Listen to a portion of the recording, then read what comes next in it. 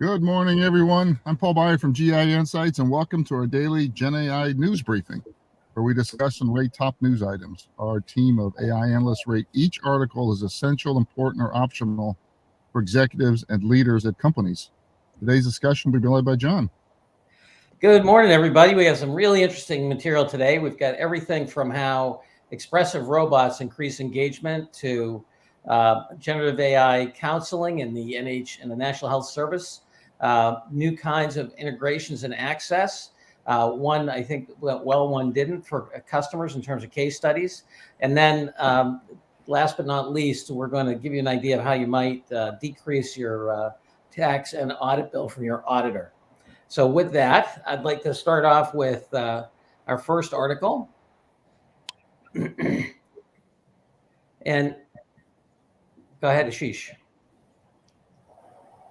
Morning, thanks, John. So the first one that we have for today is from DeepMind. So DeepMind's GenAI new sort of launch, it uses large language models to generate expressive behaviors for robots. Adam, would you mind kicking us off on this one?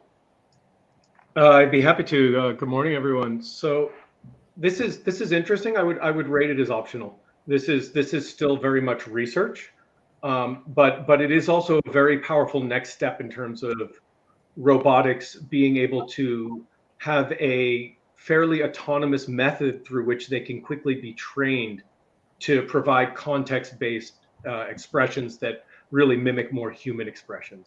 They use what they call few-shot training, so you could give it a few examples of what it's like to show sympathy, for example, right, in a medical setting, and then it will use its interpretation and vision models and all of its things to determine how can it then express this behavior. So you can quickly and very adaptively train these robots, which is very interesting, and it's going to make a huge difference, but not too soon, and certainly not something I would say our busy executives need to be keying into quite yet.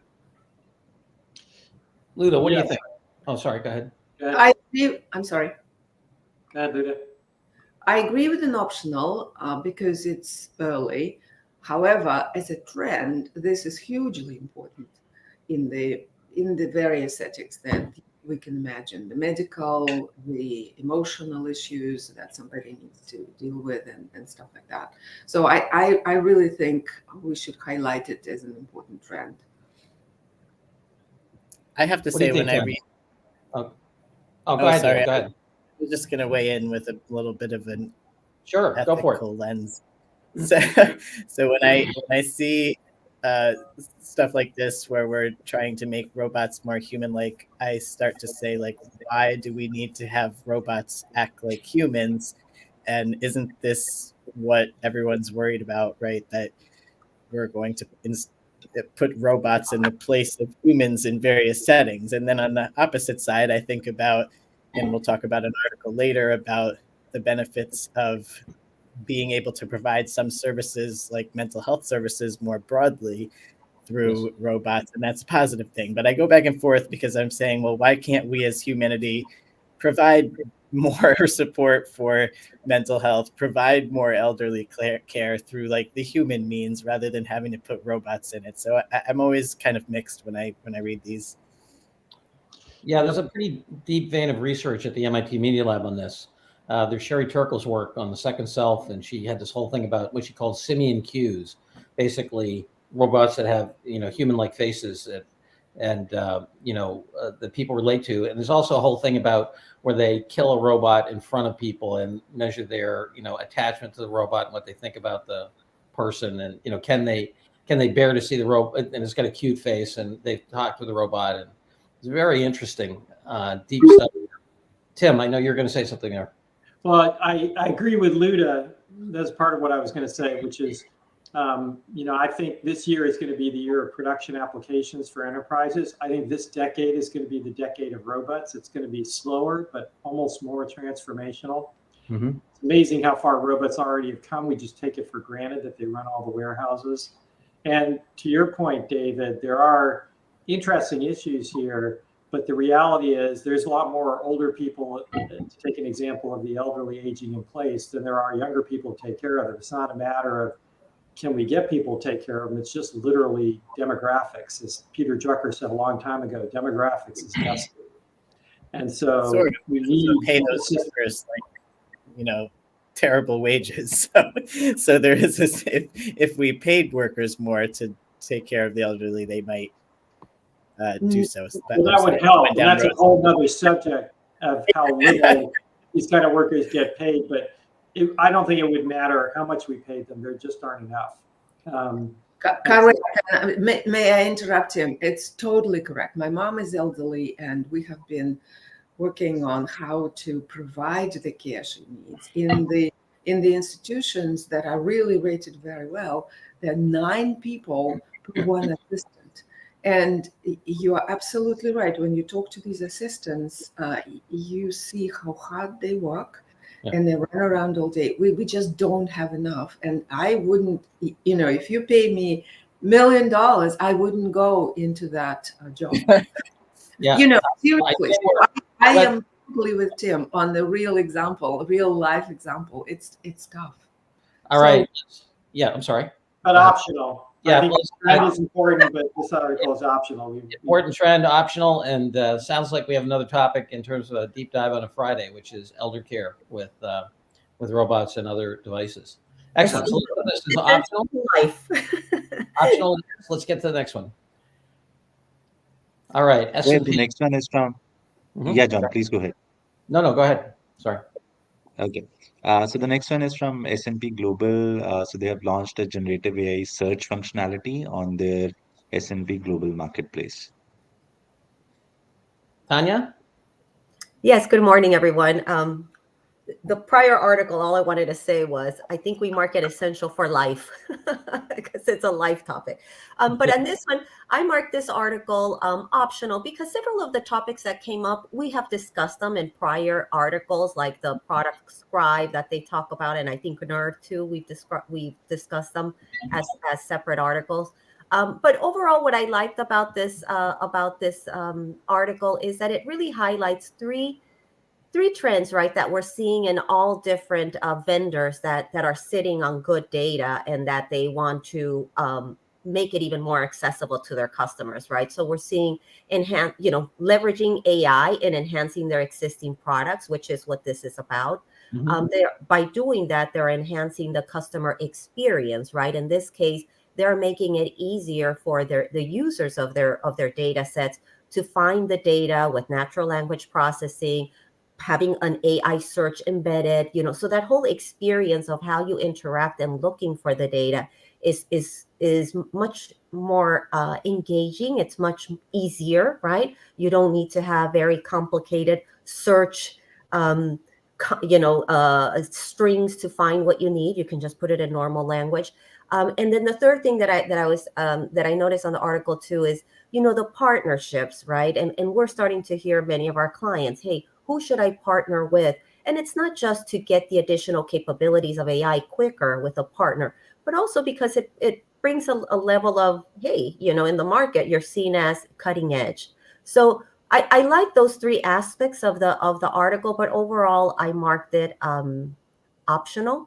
The last thing that I wanted to say is somewhere in the article, they talk about, hey, this is not just making it easier to find our stuff, but it could also it's almost like an example of how you can bring all different types of data platforms together to give the client or the user, faster access to different data sets.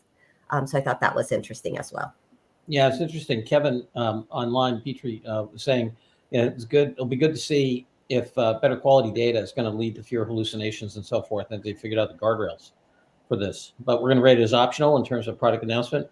Paul, I was expecting nothing. I also would just add that I clicked on this link here to see if I could test this, and it sends you to a search bar, and I typed in what type of data sets do you have to offer, and it said like nothing found. So I'm not sure that they've actually started the engine on this yet. If they did, it's not working very well.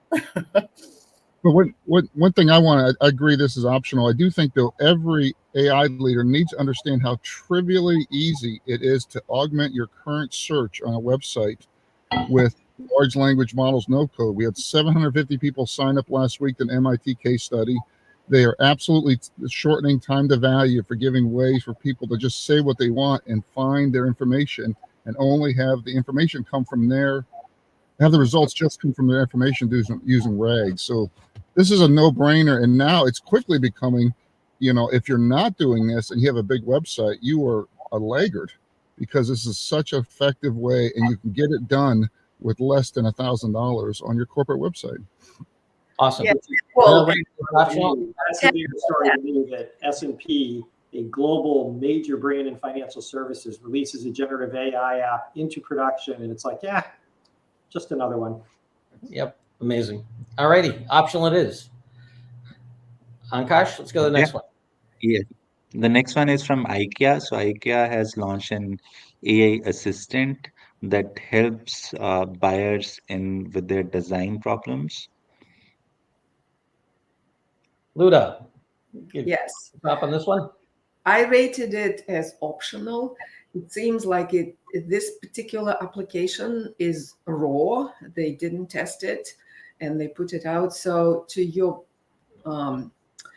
point, Paul, it's easy, right, in some sense, but there are a whole bunch of issues that you need to watch out for.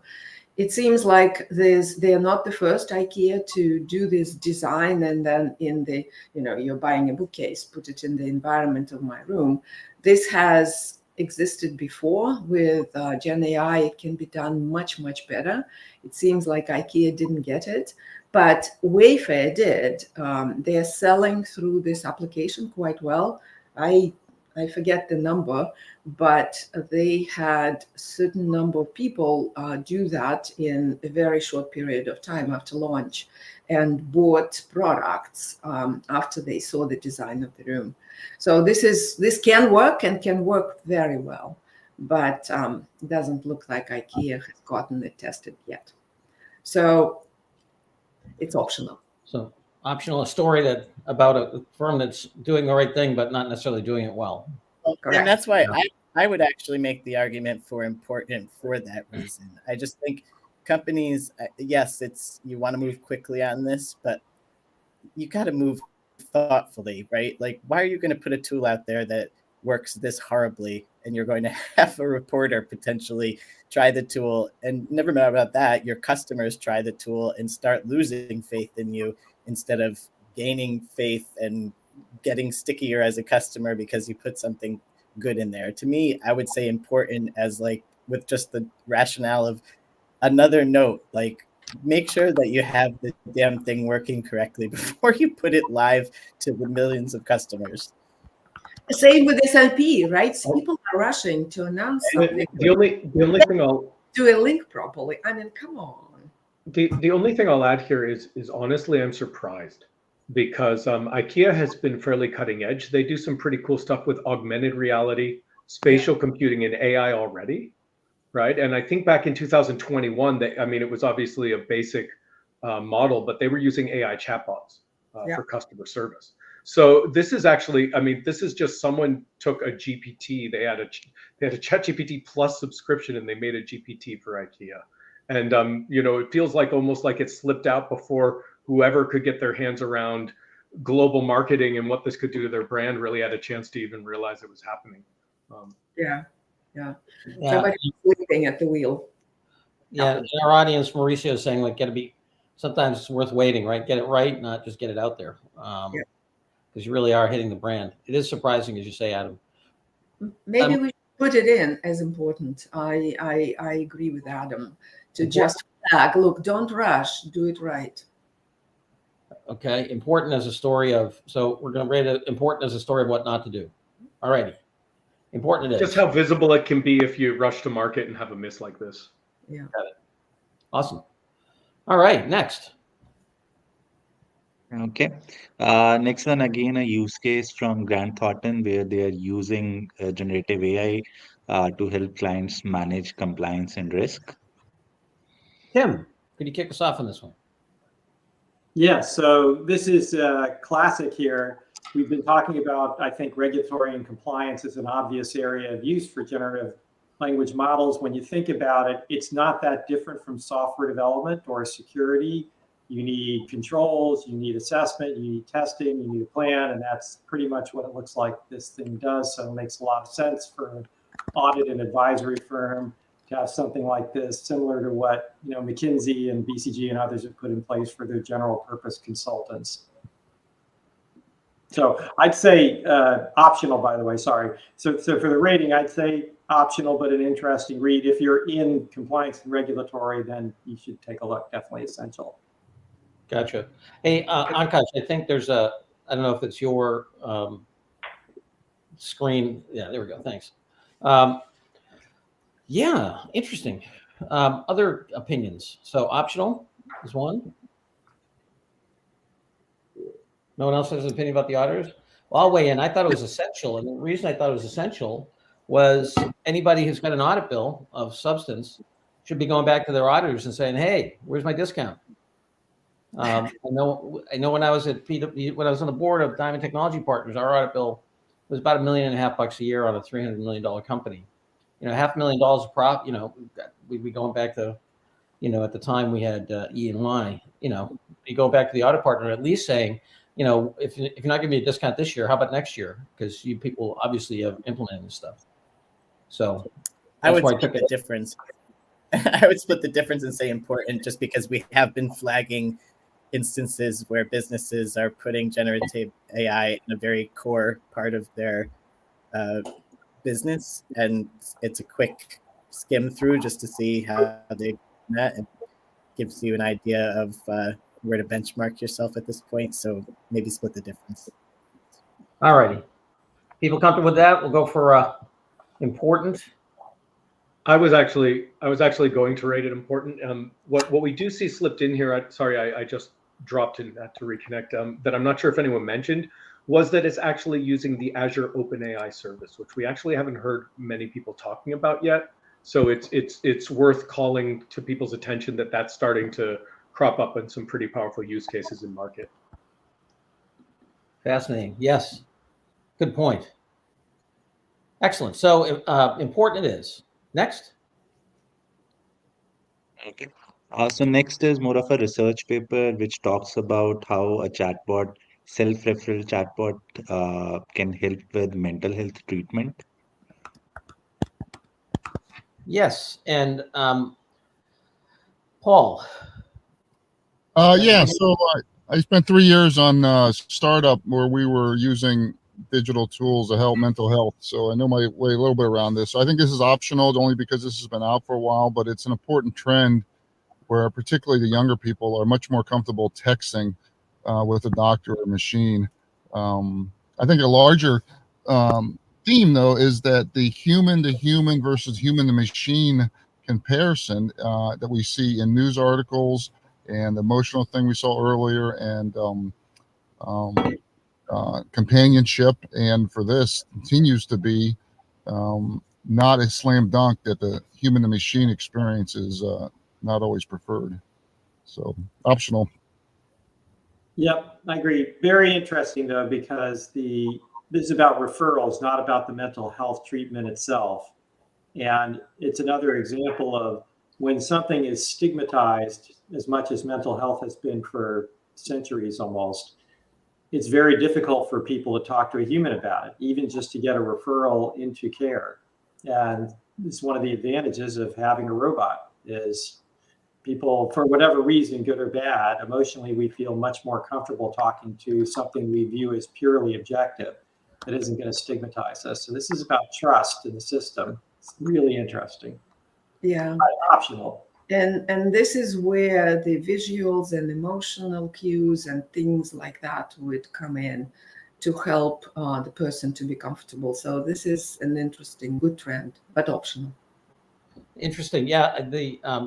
I thought was fascinating is it had a material impact. I think for the overall population, it went up for people seeking health up 4%, but for ethnic minorities who had generally Asian British, as they called it in the article, it went up 15%, and for transgendered, it went up tremendously. So in terms of serving populations that generally did not, get into this. And the other thing I thought was impressive is just the scope of the study. I mean, this is a massive study, 129,000 participants. And then they looked at, the impact on time and quality and, willingness to engage, is this a poor substitute? And they found none of those things. So I don't know. I would have rated it important just because of the quality of the study and really a deep dive. And we don't have a lot of evidence that's this comprehensive. But yeah, I'm with you, John. I was going to suggest important, and one of the reasons was because here is a case where you can use generative AI for good, for being more inclusive, and that can extend beyond this use case and is something that we should be thinking about as we're figuring out the best ways to deploy it. All right. Well, I'll do an executive decision and we'll go for important. All right. Now we're going to get something that Mauricio and our audience is asking about. Let's do the next two articles together. Well, let's just review each one. Meta to expand labeling of AI-generated imagery and OpenAI adding watermarks. Ankash, could you just walk us through each of those briefly? Sure, John. So the first one is from Meta. So because it's an election year, so Meta is trying to label all the AI-generated imagery on its platform. And in the similar vein, OpenAI will provide watermarks to all the images that will be generated by Delhi 3. All right. Any volunteers on this one? I have opinions, but let's keep going.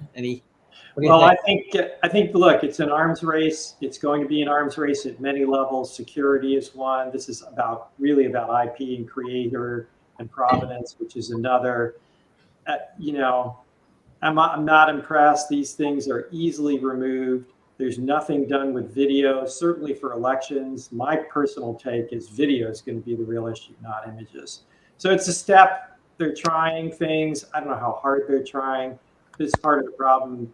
I think I wrote an article about we just don't invest in this part of it. We talk about how many billions, hundreds of billions have been invested in creating these tools.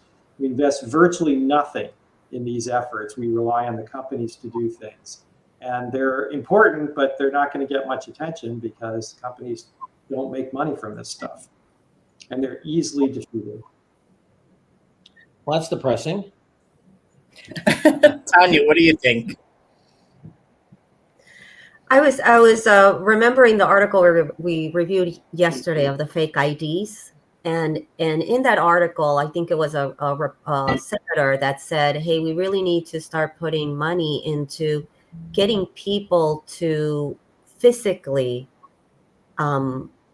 identify themselves, right? And I don't know if that means creating a national database, right? Where now it's biometrics and we're more than just, your driver's license, more than just, because generating these images right now, watermark or not watermark, it's going to affect all of us, right? What they can do with our pictures, what they can do with our voices, what they can do with videos. And so that's where my head was at when I saw this. I'm like, yes, they're making some steps. And I think it might be more they're looking of copyright, protection. I'm thinking more of like, how do we protect our own identity and our assets and things like that. So not answering the question directly on the article, but that's where my mind is going. Yeah, it certainly seems like the current approach to try to watermark things visibly and invisibly, which the OpenAI solution does, it just seems insufficient. It seems like we need some other whole identity regime on top of that. Yes. And I continue to be surprised at how little venture capital I'm seeing in any of this stuff, given the huge need for it. You know what I mean? Maybe it's that people won't pay for it. Right. People just won't pay for it. There's no business model. I think it's hard to figure out, but I think eventually we're going to have, vendors like LifeLock, if you go back 20 years, right, or whatever, none of us thought that we needed something like that, right? Yeah. Yeah, identity destruction or theft or whatever you want to call it is a bigger issue that falls out of this. You really want to read a interesting and greatly written science fiction novel. There's one I think it's called Distraction by Bruce Sterling. It's written probably 30 years ago. 25, 30 years ago about exactly the world we live in and how it's impossible to keep your identity together and how that ripples through society. Is really interesting. Yeah, but I'm thinking, I'm listening. Absolutely, what you are saying is very true.